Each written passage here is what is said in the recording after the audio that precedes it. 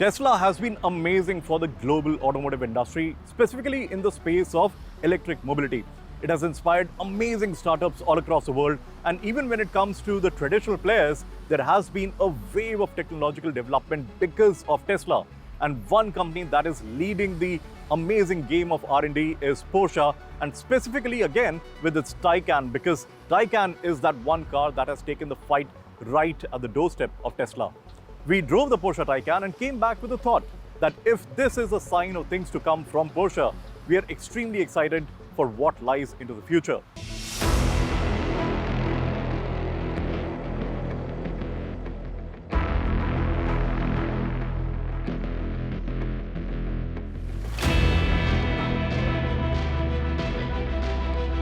You do not ordinarily see cars like these running around on our roads all too often, but I'm still very sure that you would have recognized what this thing is. It has four doors like the Porsche Panamera, and it has a nice sporty silhouette like the sporty Porsches.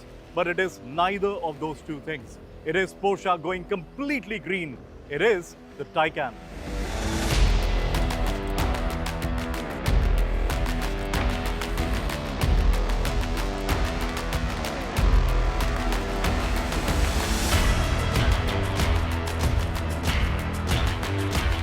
The Porsche Taycan. This is something that has been in the works for quite a while, and when it was introduced to the world several years back, it just made massive headlines. Not because it took on Tesla in a head-on battle, but because it is just something that the world needed. Tesla, of course, has been hailed as the leaders in the space when it comes to electric mobility and performance. But what Porsche did was absolutely sensational.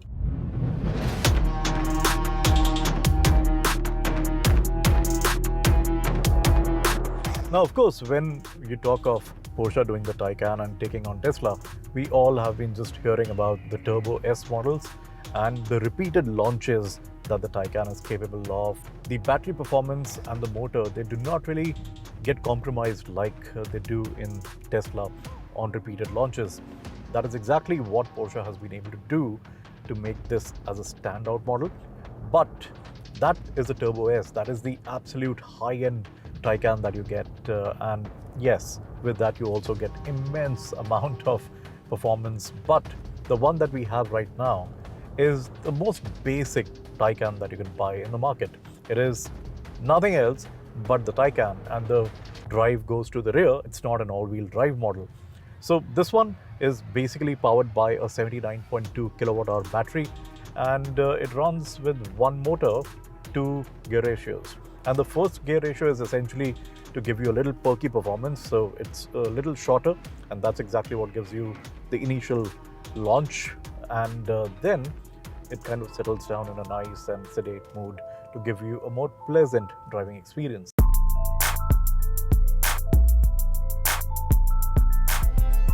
Now let's get the main concerns just absolutely addressed right in the beginning.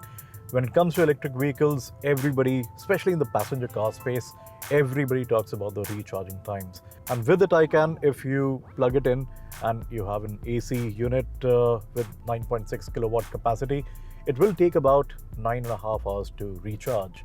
And if you plug it into a DC charger, then it goes from 5% charge to 80% in about 22-23 minutes. So that is absolutely on point when it comes to the recharging time. But finding a good functional DC charger in our country is also a very, very big task. Now, this base Taycan is a 320 horsepower car, and there is an overboost function as well that bumps up the power to 402 horsepower, but that is only available to you with the launch control.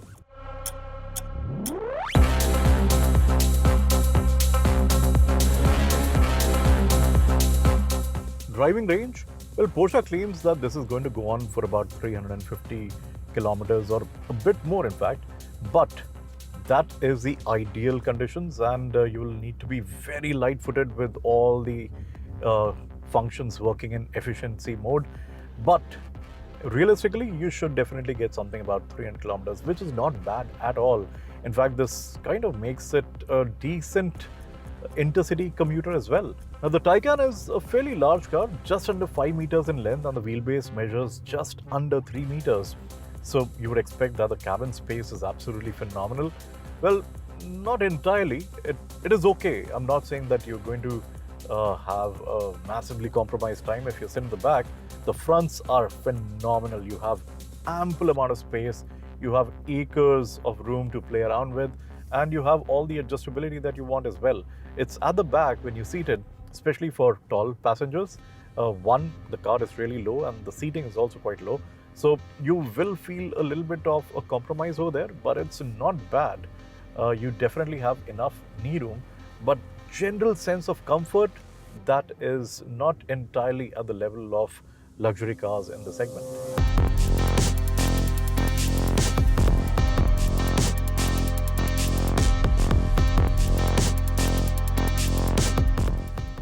I've always maintained that looks are subjective, but I genuinely think the Taycan has a very distinct personality when you look at it from the outside. The different elements that you have going on the surface. I really like the headlamp cluster and then how it merges with the gills on the side as well. And just generally, I think the proportions are so balanced that it looks pretty smart. Yes, people have been saying that the equivalent Audis look a lot better, and I agree. The Audi e-tron GT and the RS, those cars look absolutely phenomenal, and in comparison, the Porsche just kind of loses out in terms of absolute theatrics or the sheer purity of beauty, but it's not something that is not attractive. It is a very distinct looking car. It is something that is going to catch a lot of attention on the road, and especially in this beautiful blue that you get, a light blue or a cyan shade. This thing is unmistakable.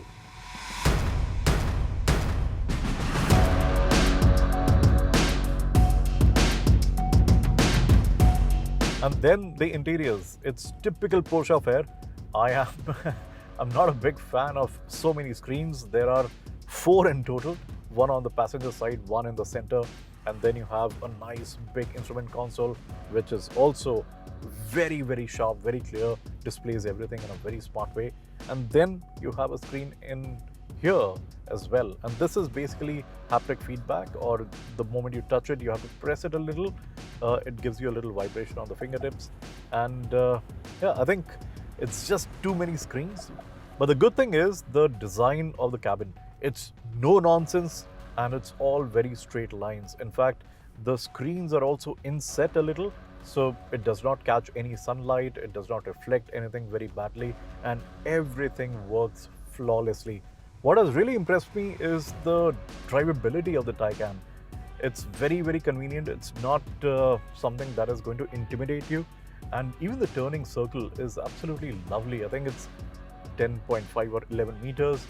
Another very big factor that helps, which is kind of missing in the modern cars with flatter design, is the fact that you can see the corners of the car, or not really the absolute edge of the car, but because the design is nice and soupy along the arches, you can actually see the curve, and that gives you a visual reference point of where to place a car. The chassis balance, I expected this thing to be a little wayward because it weighs well over 2 tons, and this is the lightest version. It does not have a motor in the front, so that saves additional weight as well. This is only a rear wheel driven product, so it is lighter than all the other variants that Porsche has for the Taycan.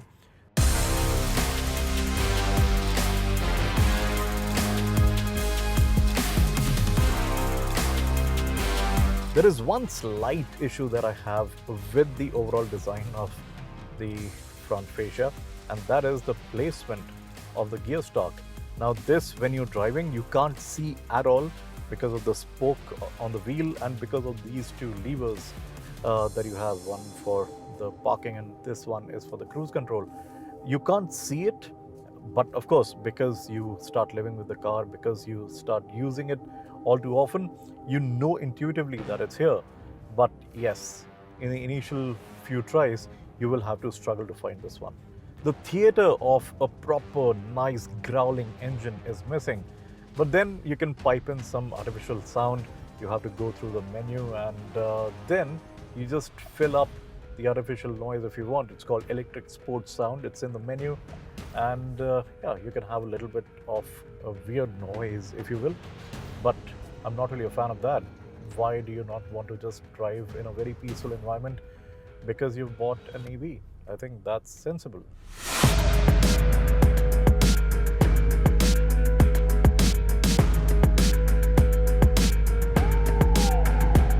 Now, because this is a Porsche and drives really well for what it is, you also get some playful dials in the instrument console. There is a G meter and there is a lap timer. Trust me, if you are just driving back from office or just from somewhere in the night and the roads are empty, you will like to play around with the G meter specifically.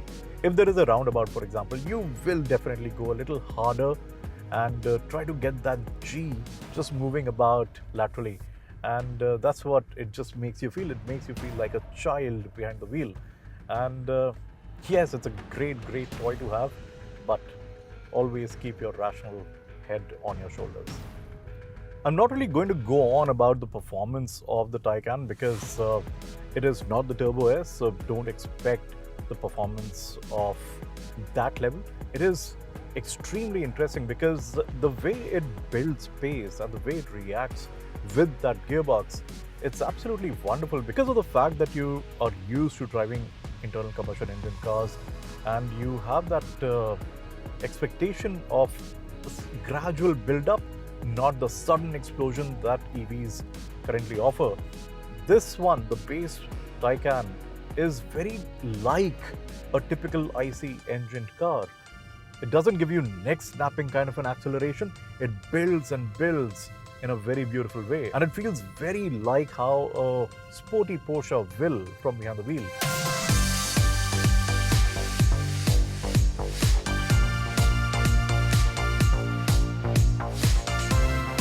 Now, in terms of features, it's going to be absolutely blasphemous if I even go into the kind of options that you can spec your Taycan in. So just be completely confident about this thing offering you everything. You only have to pick the right ones and spec it out. The one that I am driving right now comes with every connectivity feature that you can imagine. It also has cooled seats, cooled and heated both actually. It's just that you go on the configurator and spec out the Taycan to your heart's content. Porsche has always done some very beautiful seats, and this one absolutely nails it again. The fronts are beautifully padded, integrated head restraints, and just generally it feels like the seats are hugging you properly.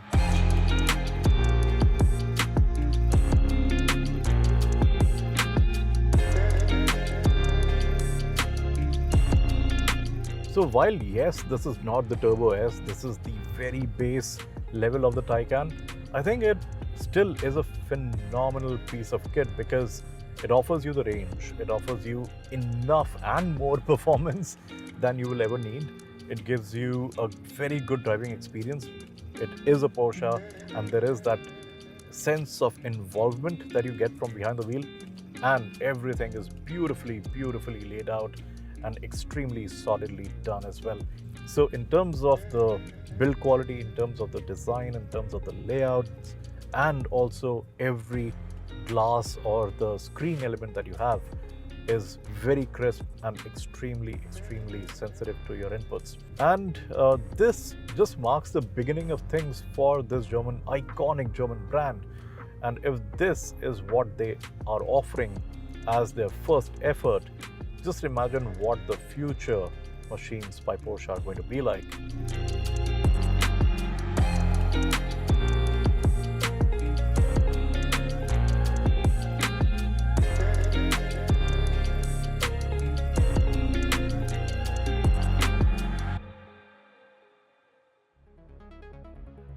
Maserati is that one Italian brand which has great legacy and beautiful stories behind it. But over the past several years now, it has been losing its sheen. But that is exactly what the brand is trying to regain by doing what the market really demands, and that is a crossover. So there is a Maserati Grecale, which is going to go up against the likes of the Porsche Macan and the BMW X4. Here are all the details that you should know about the Maserati Grecale.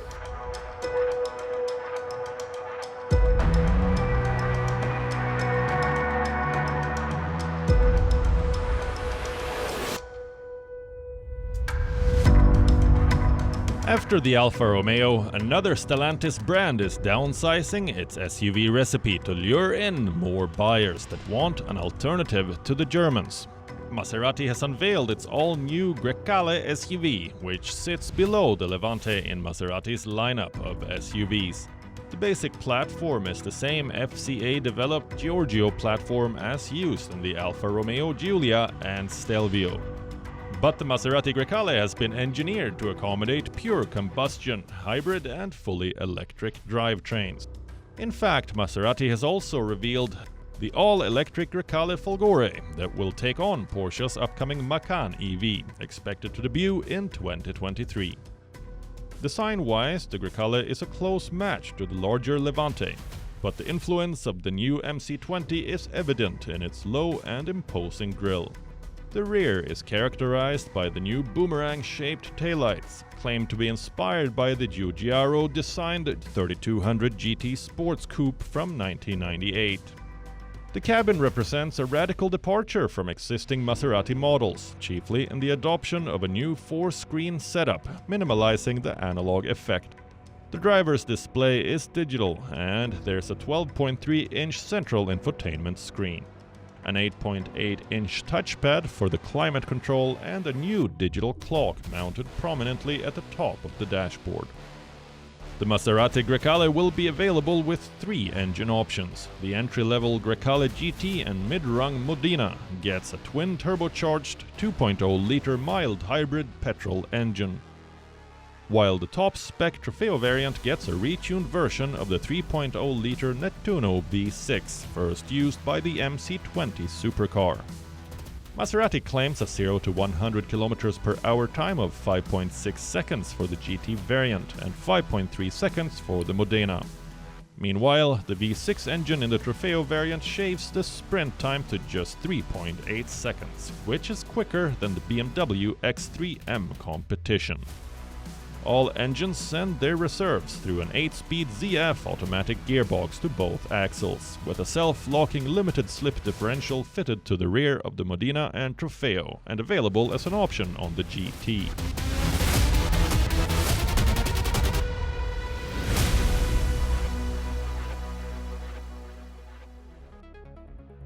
Japanese still believe that there is a space for hybrid technology despite of all the buzz around pure battery electric vehicles, and that is exactly why they continue to invest in this technology, as is showcased by Suzuki by doing this 1.5 powertrain with the new Vitara.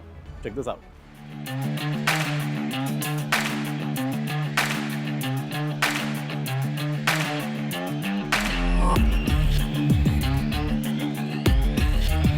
Suzuki has released a new 1.5-liter petrol hybrid engine option in Europe with the Vitara Crossover.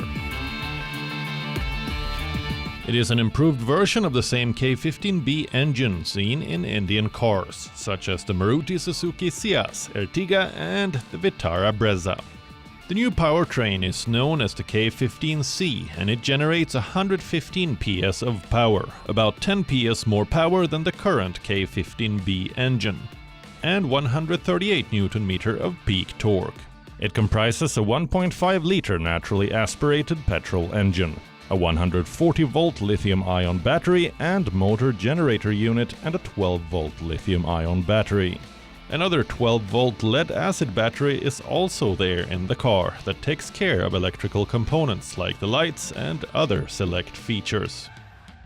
The electric motor generates 33 PS and 60 Nm of peak torque. The motor will either power the front wheels or all 4 wheels, depending upon the model in which this system is being installed.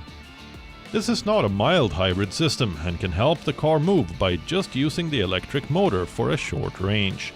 An option to use it along with the petrol engine for improved fuel efficiency is also available. This new hybrid powertrain is likely to make its way to Indian shores in a new SUV that Toyota and Maruti Suzuki are jointly developing. The upcoming compact SUV for India will rival the likes of the Hyundai Creta and Kia Seltos.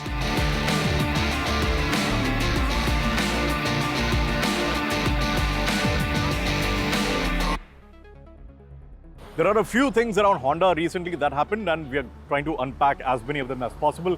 The first one is about the new Civic Hybrid, and this one is specifically for Europe. The second is about the new wind tunnel facility in United States. And the third, and perhaps the most beautiful, is the unveiling of a new cafe racer called Hawk 11 in Japan.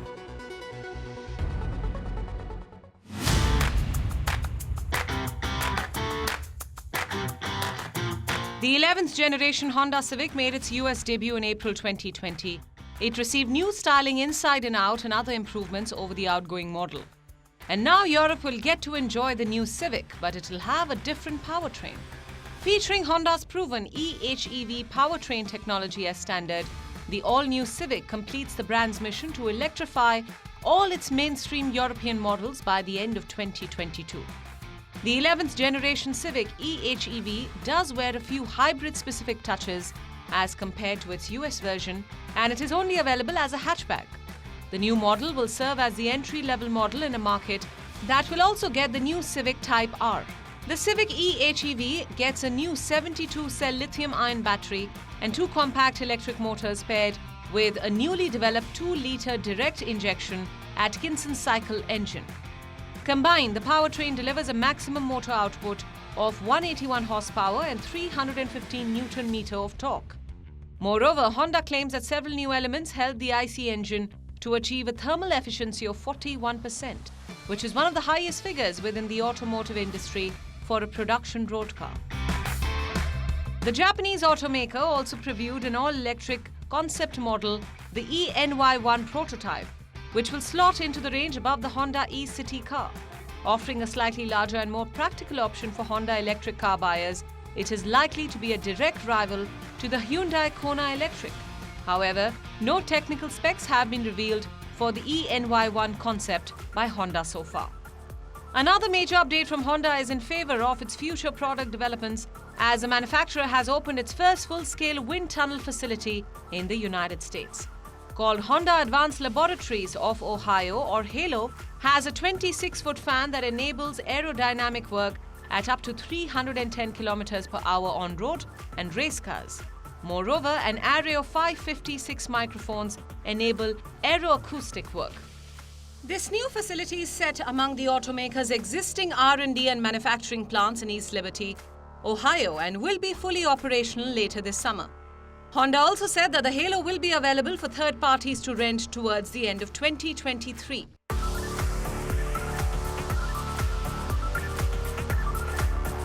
Now moving towards its home country, Japan, the big update is from Honda's motorcycle division. The company has revealed the new Hawk 11, a new cafe racer based on the Africa Twin and the NT 1100 Sport Tourer platform. However, there is still a lot of vital information that has not been provided, and Honda says that the Hawk 11 has only been confirmed for the Japanese market as a planned commercial vehicle. We also don't know how much it will cost, but as per its size and engine displacement, the Hawk 11 should lock horns with the likes of the Triumph Thruxton RS and the MV Agusta Super Veloz 800.